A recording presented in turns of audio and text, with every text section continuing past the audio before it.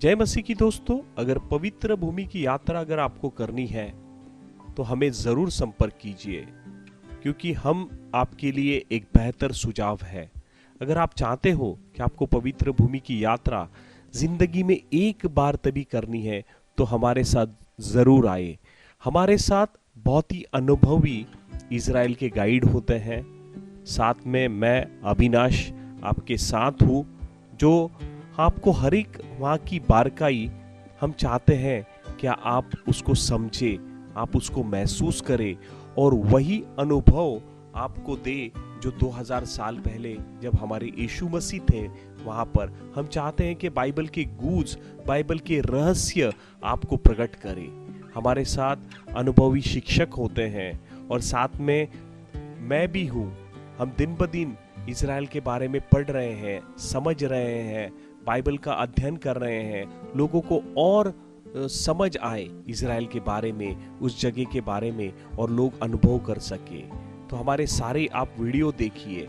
अद्भुत प्रकाशन हमने इज़राइल के बारे में दी है, उन जगह के बारे में दी है, उन चमत्कारों के बारे में दी है जो इसके पहले आपने बहुत कम बार सुनी होंगी।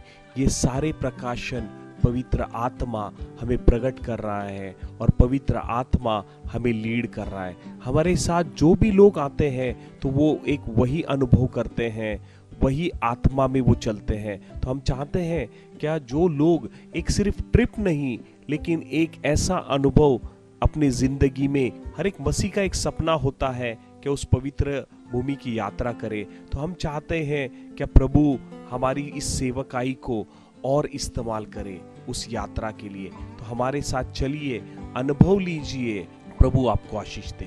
हमारे साथ बहुत ही अनुभवी गाइड है, बहुत अच्छी सुविधाएं हैं, साथ में उत्तम बाइबल शिक्षक है। इसके बारे में बहुत गहन अध्याय जिन्होंने किया है, और हम जो भी आपको बताएंगे वो ऑथेंटिक बताएंगे।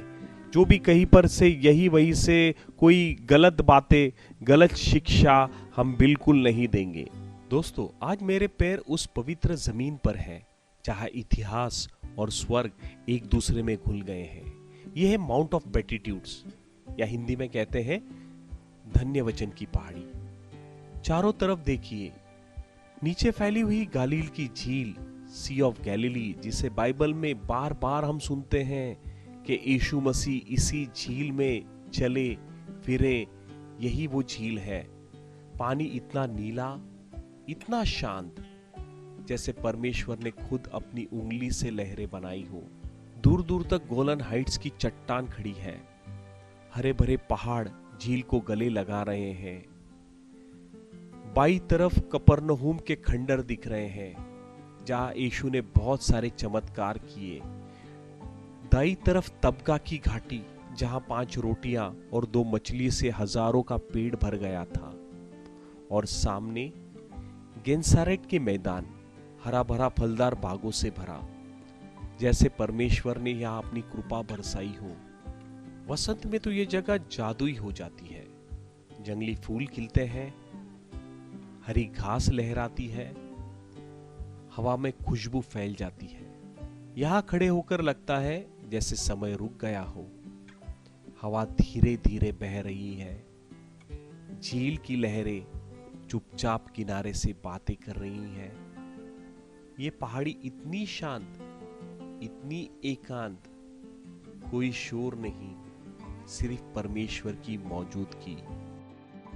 हाँ, धन्य वचन किसके लिए है? धन्य वचन जो लोग यीशु मसीह के साथ स्वर्ग जाना चाहते हैं, क्योंकि ये स्वर्गीय राज्य की नियम है।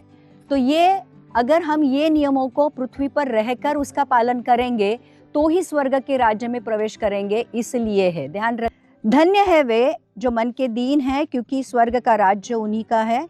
धन्य है वे जो शोक करते हैं, क्योंकि वे शांति पाएंगे।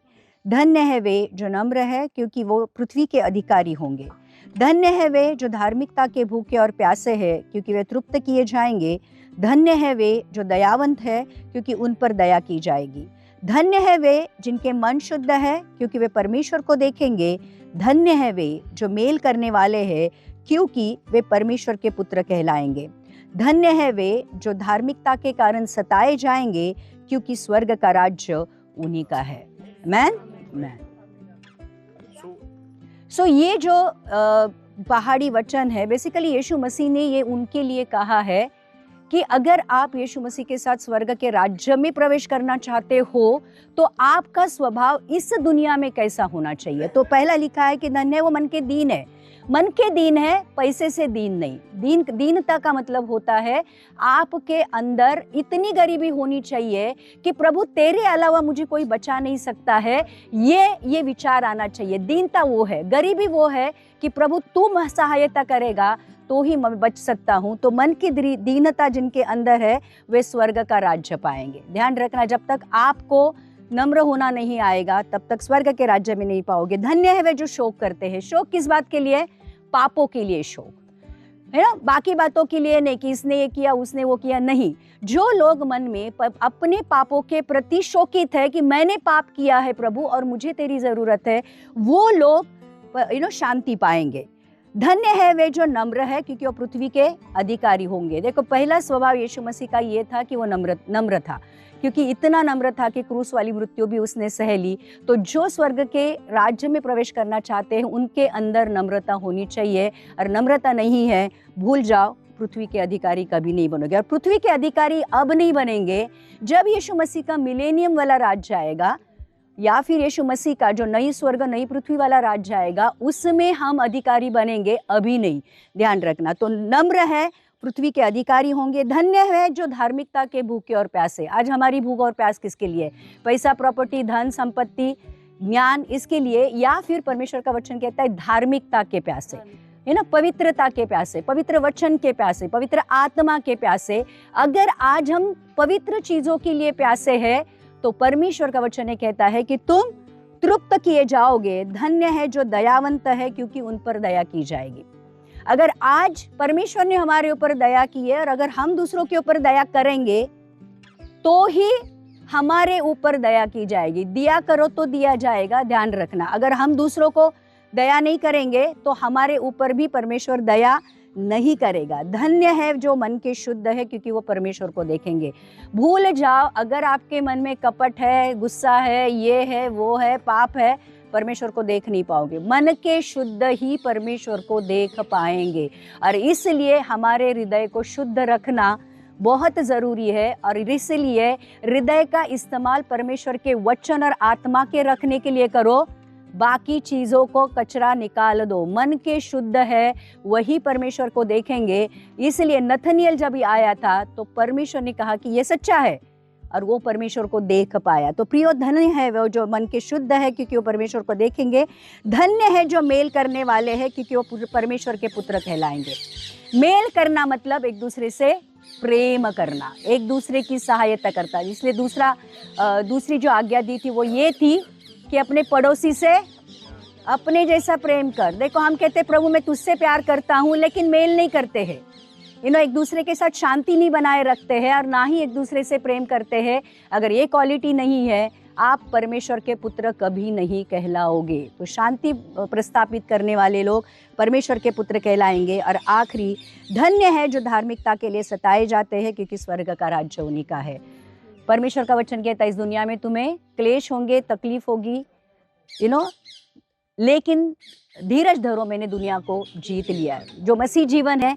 लेकिन धन्य है वे जो धार्मिकता के कारण सताए जाते हैं, परमेश्वर के राज्य में उनका बहुत बड़ा प्रतिफल मिलेगा। अगर आपको सताया जाता है, धन्य हो आप, आनंदित हो जाओ, खुशियां मनाओ, क्योंकि किसी और चीज के लिए नहीं, यीशु के कारण हमें सताया जाता है। 8 बेटिट्यूड जो है, तो इट इज अ की, ये स्वर्ग की राज्य की चाबियां है। मतलब इसके अंदर आप देखोगे तो व्हाट इज द फॉर्मूला। जब भी यीशु मसीह को पूछा गया कि क्या करना पड़ेगा, तो यहाँ पर पहाड़ी उपदेश का यीशु मसीह का कारण ये था लोगों को बताने के लिए कि और आपको कुछ कर्म कांड करने की जरूरत नहीं है। ये 8 चीजें हैं, ये 8 चाबियां हैं करके इसको धन्य वचन कहा गया है। इस वचन को छोड़ के आप स्वर्ग में नहीं जा सकते। तो आपको हर एक चीज फॉलो करनी पड़ेगी। और एक मैं आपको इसका राज बताऊंगा कि यीशु मसीह ने ये 8 बेटिट्यूड सिर्फ बताए नहीं। आप अगर टाइम टू टाइम देखोगे तो यीशु मसीह के जीवन में ये 8 बेटिट्यूड साबित करने का टाइम आया है। मतलब दीन, जब उसने बोला कि दीन बनो तो उसको दीन बनना पड़ा। तो उसने बोला कि आप औरों के लिए का ये करो, तो हर एक चीज 8 बेटिट्यूड की यीशु मसीह के जीवन में हमको देखने मिली। इसी वजह से यीशु मसीह कहां गए? स्वर्ग में गए। तो ये 8 बेटिट्यूड है जो स्वर्ग का रास्ता दिखाते हैं। और वही क्योंकि यीशु मसीह जब पृथ्वी पे आया ना, कौन था वो? मनुष्य था। परमेश्वर का पुत्र है लेकिन साथ में मनुष्य है। तो हर एक चीज वो जो बता रहा था वो खुद फॉलो कर रहा था। और उसने ये सब 8 बेटिट्यूड क्यों बताए मालूम? क्योंकि उसको पता है उसके पिता को क्या चाहिए।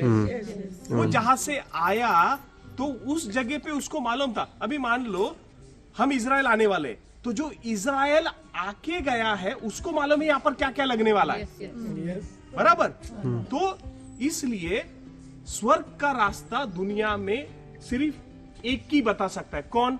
क्यों? वो स्वर्ग से आया। वो स्वर्ग से आया है। वो कहाँ की रोटी है? स्वर्ग की रोटी है। वो रास्ता कहाँ का है? उजाला कहाँ का है? स्वर्ग का। I am the way, the truth and the life.